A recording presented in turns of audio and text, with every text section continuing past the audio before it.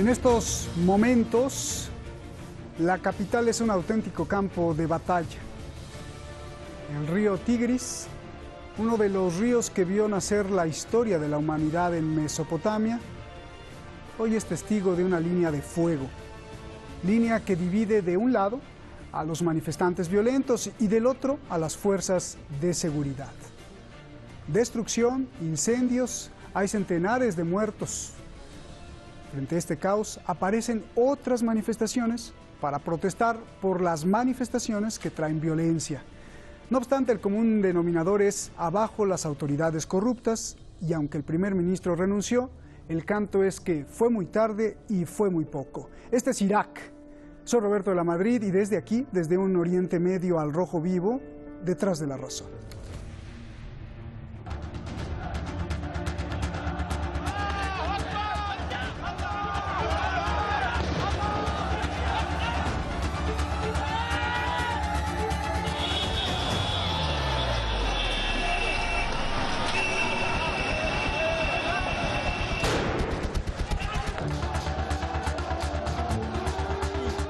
احنا كل ما هنالك طالع هاي الشباب كلها شهايد تريد مطالب واضحه اسقاط هذه الحكومه الفاسده.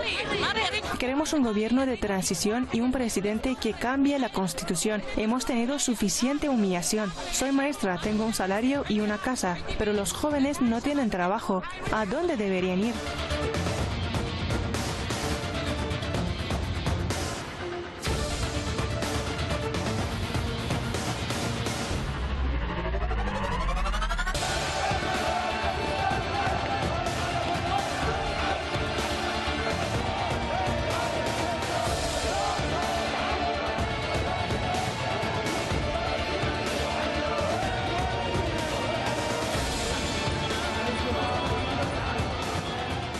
Acudieron al llamado del Ayatolá Ali Sistani, quien dice que hay terroristas y agitadores en las protestas.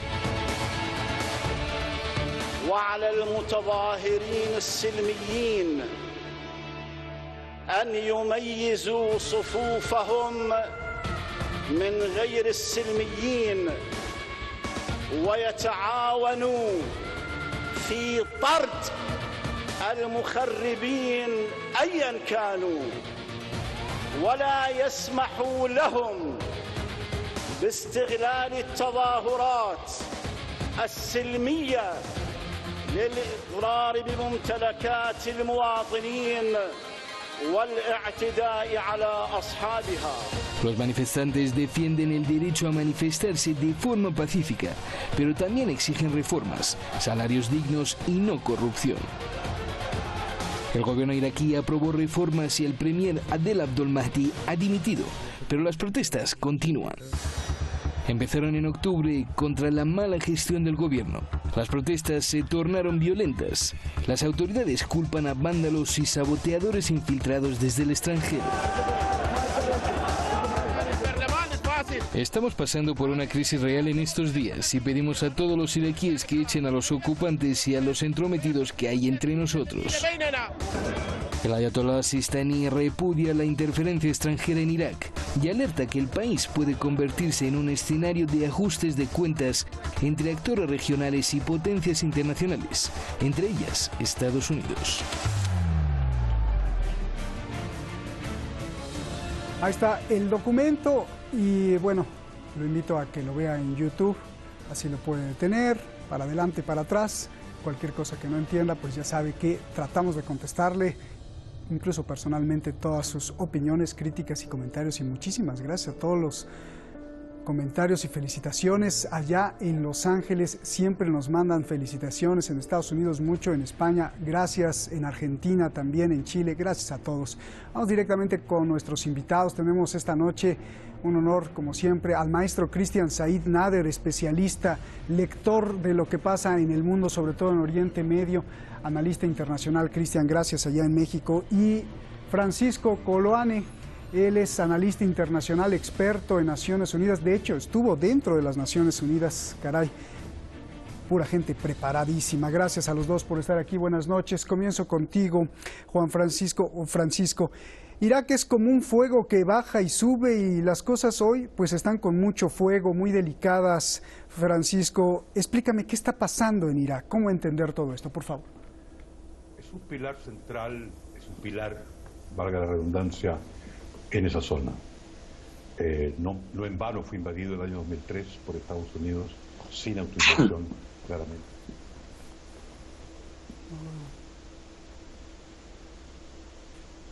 En Irak.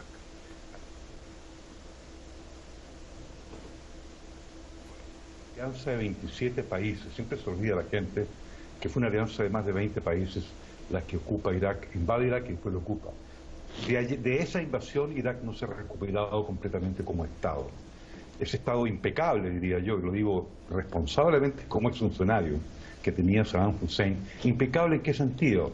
En la organización, en el sentido del orden, en la productividad, en la eficiencia de Irak. Es decir, era un Estado con Siria que mantenían de alguna manera el sostén, mucho más que Egipto, permítame decírselo, Roberto, en el sentido de proyección de país, proyección de nación. Estados Unidos derrumbó con eso. Y lo que vemos hoy día es una repenetración de las fuerzas desestabilizadoras de Estados Unidos, producto de que Estados Unidos internamente está desestabilizado.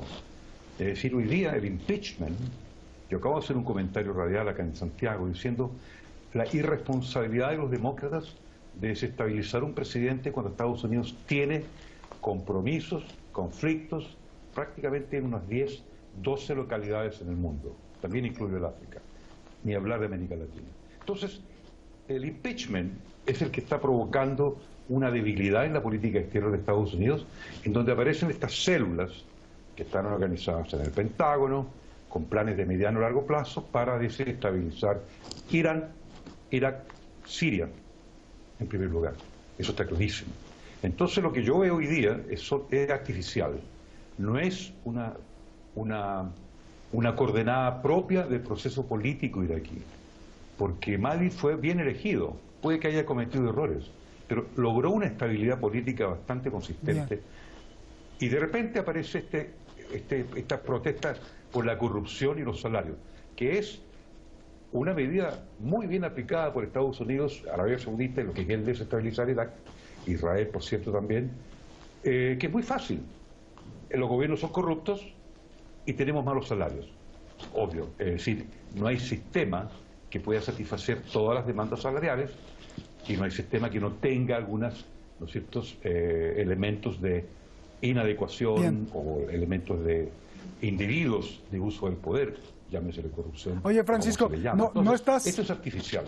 Francisco, no estás alabando al dictador Saddam Hussein, ¿verdad? Porque cuando cayó Saddam Hussein también vimos a mucha gente en el pueblo iraquí celebrar.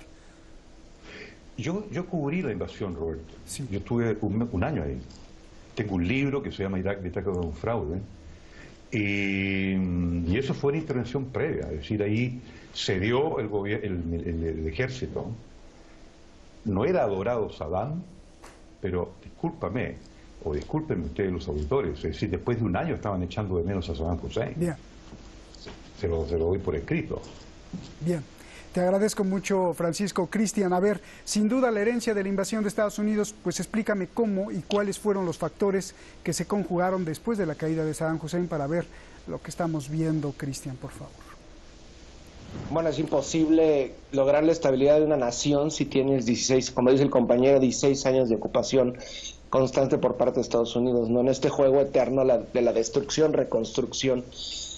Hace más o menos 10 años se comenzaron a notar justamente los efectos de estructuración del Estado que había realizado Saddam Hussein, ¿no? Es imposible que en este momento, con la ocupación estadounidense, el Estado iraquí pueda reconstruirse, y eso es creo que a lo que se refiere el compañero. Saddam Hussein, a pesar de que era un monstruo y era un genocida, justamente había elaborado muy bien una construcción estatal, ¿no? Y eso no ha podido ocurrir en parte, ¿por qué? Porque no quieren que esto ocurra. Estados Unidos por eso invade invade tierras iraquíes y justamente no se han retirado, siguen en esta ciudadela en Irak, concretamente en Bagdad, donde nadie puede entrar. El progreso justamente está ahí, pero por supuesto lo impiden, ¿no? Y justamente el presidente, el que va a renunciar, dijo poco antes de la renuncia que ya quería fuera las tropas estadounidenses, no solamente las tropas, también el personal diplomático, que constantemente realizan injerencias. A comienzos de este año, por ahí de febrero, entre febrero y mayo, empiezan a llegar nuevas tropas, de mercenarios por parte de Blackwater, los empiezan a lo que era Blackwater, y los empiezan a situar justamente en los complejos militares en Bagdad, y los empiezan a llevar a la zona de Al-Anbar. Al-Anbar es una provincia al oeste iraquí que tiene fronteras con Deir ez-Zor en Siria y con Homs en Siria, ¿no? Justamente es ahí en este momento donde Daesh se está reestructurando para volver a salir a las calles de Irak y a los desiertos de Irak en el caso de que sus patrones lo requieran, concretamente sus patrones me refiero a Estados Unidos, ¿no? Entonces, ¿cómo estas protestas surgen de pronto? Totalmente válidas, ¿no? Porque vemos, es como un círculo vicioso, el Estado no puede estructurarse, no puede darle lo que el pueblo necesita, salen protestas, ¿no? Entonces, estaban esperando justamente este momento para que estas tropas procedentes de distintas latitudes del mundo salieran a provocar el caos. Recordemos lo que pasa en Basora, por ejemplo, ¿no? Que incendian el consulado iraní con proyectiles de mortero, el aeropuerto de Basora.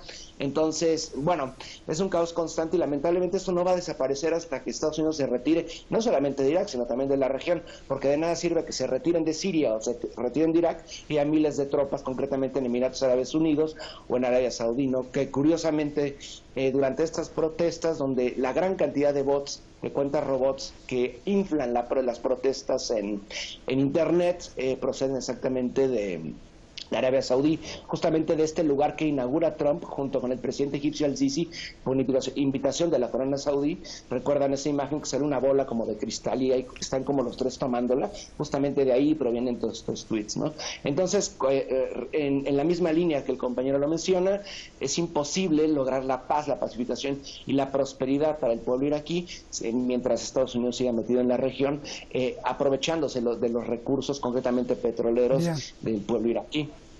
Precisamente esa bola de cristal que decías, que parece una escena del Señor de los Anillos, pues ellos dijeron que era el centro más grande contra el terrorismo. Me acuerdo cuando cubrimos esa inauguración. Francisco, el ayatolá Sistani en Irak pidió la renuncia del primer ministro y llamó a sus fieles a manifestarse. Entonces vienen las manifestaciones, antimanifestaciones violentas. Ahí mismo el ayatolá Sistani, a través de su vocero oficial, dijo lo siguiente, te leo textual: rechazo categóricamente la interferencia extranjera en Irak y alerto de que el país se pueda convertir en un escenario de ajuste de cuentas entre actores regionales y potencias internacionales, entre ellas Estados Unidos. ¿A qué se refiere y quién se estaría ajustando las cuentas sobre el pobre pueblo de Irak? Por favor. Es una reflexión. Bueno, yo creo que la reflexión del ayatolá fue de una profundidad política internacional maravillosa. Digamos, parte de la respuesta está en lo que dijo mi contertulio anterior, el colega. Yo creo que fundamentalmente el ajuste de cuentas es dividendos no saldados internamente dentro de Irak en términos de poder político regional y también cómo se constituyó la reconstrucción de Irak después de la invasión. Eso no se ha manejado bien precisamente por la interferencia de Estados Unidos. Estados Unidos, como bien dijo nuestro colega anterior, no abandonó completamente Irak, además deja células instaladas. De ahí está el objetivo también de la invasión. Retira a los soldados, pero deja células instaladas de acción política, que han sido permanentemente divisores y distractores respecto al objetivo de reconstruir la nación. Entonces, estos son dividendos pendientes, deudas pendientes del poder político interno. Irak es un país sofisticado, tiene distintas tendencias políticas incluso dentro de la misma comunidad chiita. Irán obviamente es una variable importante, es decir, en todo el Medio Oriente, en Siria, en el Líbano, en todos lados. También Estados Unidos juega esa variable, yo diría, en forma muy facetious, se dice en inglés, vicioso. Es decir, porque no hay ni un sentimiento generalizado en Irak, a pesar de la guerra en Irak, contra Irán, ni contra Siria. Pero sí hay un sentimiento común respecto a Estados Unidos y respecto a Occidente. Oye, Estados Unidos penetra Francisco, en esa tesitura. Perdón que te interrumpa. Sí. El ayatolá Sistani dijo claramente ajuste de cuentas entre pues naciones Potencias extranjeras y entre ellas Estados Unidos. ¿Con quién se estaría ajustando las cuentas Estados Unidos? Porque ahí pues es como muy delicado, ¿no? ¿Será Rusia? ¿Será China? Y a ver, explícame. No, yo pienso que las potencias extranjeras claramente es Rusia y China, porque ha empezado a haber una influencia creciente tanto de China como de Rusia. Sin embargo, también aquí hay deudas pendientes a partir de la misma organización terrorista que financia Saudi Arabia, que eso es un ángulo muy importante. Digamos, Saudi Arabia financia, ¿no es cierto?, el ISIS, Qatar y los Emiratos Árabes, a partir del contingente armado que ofrece Irak. Digamos, el ISIS más profesional proviene del ex ejército iraquí. Por lo tanto, ahí hay una deuda pendiente, y yo creo que no es que se confunda. Digamos, es Rusia y China, como tú dices claramente. Sin embargo, también hay un plan que no llegó a puerto. ¿Cuál es el plan que no llegó a puerto? Desestabilizar Irán y acabar o desestabilizar completamente Siria y acabar con el régimen o el gobierno del presidente Bashar al-Assad. Digamos, ahí hay una deuda pendiente. Es decir, este es un anuncio bastante macro lo que hace el ayatolá Sistani. Y por supuesto que China y Rusia están protegiendo la estabilidad de la región. Es decir, son los únicos dos mecanismos estabilizadores que existen hoy día en el mundo, y particularmente en el Asia Menor, o Medio Oriente, Rusia y China. Es decir, porque ellos no tienen intereses territoriales en esa región. Claro. Estados Unidos sí los tiene. Bien. Digo, China no porque le encanten los musulmanes, sino también pues por hacer negocio, ¿no? Hace unos días firmó un contrato de 120 mil millones de dólares dentro de Irak, China. Entonces, bueno, a ver, Cristian, hay protestas violentas y entonces aparecen las protestas, antiprotestas violentas, llamadas por el ayatolá Sistani. ¿Qué lectura haces de esto y de lo que le preguntaba a Francisco, ¿no? De alerta, esto se puede convertir, o sea, el pueblo de Irak, el territorio de Irak, en una guerra de ajuste de cuentas entre diferentes actores internacionales. ¿Quién contra quién? Creo que el momento en que sale el ayatolá Sistani a decir que hay una lucha de poder en suelo iraquí es clave. ¿Por qué? Porque cuando está diciendo esto, él se aleja, también le pide al gobierno iraní, bueno, permítanos arreglar esto por nuestra cuenta, porque obviamente el ayatolá Sistani está muy vinculado a los seminarios de Qom, etcétera, ¿no? Y al mismo tiempo él remarca, bueno, en este momento hay potencias injerencistas en este país, quienes prácticamente Estados Unidos, que está dentro del país aún, ¿no? Y curiosamente lo que está marcando el momento también es, hace unos meses, previo a las protestas, en julio, sale el comunicado por parte del gobierno de Irán, por parte del gobierno de Irak, y bueno, Siria no, pero se intuye que también está ahí, en que se va a construir un gran proyecto ferrocarrilero gigantesco que va a salir del suelo iraní en la costa. Pocos kilómetros después se adentra en Basora, ya en suelo iraquí, y a partir de ese momento se mete tierra adentro hacia Siria y posteriormente hasta el puerto de Latakia, con posibilidad de ampliarse al Líbano, ¿no? Este gran proyecto es de miles de millones de dólares, es un proyecto que iba a llevar a Irán justamente a no tener que depender, para dar toda la vuelta alrededor de la península arábiga y sacar sus hidrocarburos y otro tipo de mercancías. Entonces, justamente en ese momento se empiezan a recrudecer los actos en contra, digamos, de violencia dentro del suelo iraquí, ¿no? Y al mismo tiempo se ha hablado también de la presencia de Rusia, la infraestructura, China, por supuesto, ni se diga, y otros factores importantes. Por ejemplo, Alemania, está esta guerra interna entre Estados Unidos y Alemania, por ejemplo, entre la Siemens alemana y la General Electric, para ver quién administra justamente la electricidad del pueblo iraquí. Y justamente el gobierno iraquí le había dado la batuta a la Siemens, hasta que se quejó justamente Estados Unidos de que estaban dando el favoritismo a la empresa alemana por encima de General Electric, y se tuvo que parar el trato, ¿no? Es un escenario muy similar que ocurre, por ejemplo, en Bolivia, en cuestiones de litio y en otras latitudes, ¿no? Estados Unidos siempre lleva la batuta. Esto nos lleva nuevamente a decir, es imposible lograr la estabilidad regional con un imperio como Estados Unidos, ni siquiera en las puertas, dentro del corazón iraquí, que es Bagdad, y en el resto del territorio, ¿no? Y más cuando estos planes de balcanización se reactivan constantemente constantemente también por parte del ente sionista, ¿no? Crear un Chistán, crear un Kurdistán, crear un Sunistán dentro de suelo iraquí, dentro de suelo sirio, y al mismo tiempo recrudecer las diferencias tanto étnicas como religiosas. Chiíes contra suníes, contra kurdos, también étnicas, por ejemplo. Entonces es extremadamente difícil que esto ocurra, y más cuando hay esta cadena de violencia perpetua que nadie puede detener. Vuelve a lo mismo con lo que se decía al principio del programa, ¿no? Lo que había hecho Saddam Hussein mediante sangre y fuego, obviamente, es pacificar al país mediante un Estado fuerte. Eso no ha logrado ocurrir. ¿Por qué? Por no vuelve a lo mismo. Estados Unidos ha saboteado todos los planes para lograr una estabilidad regional, no solamente en Irak, sino también en Siria, ¿no? En este momento, ¿cuál es el único país, digamos? ¿Y la corrupción, Cristian?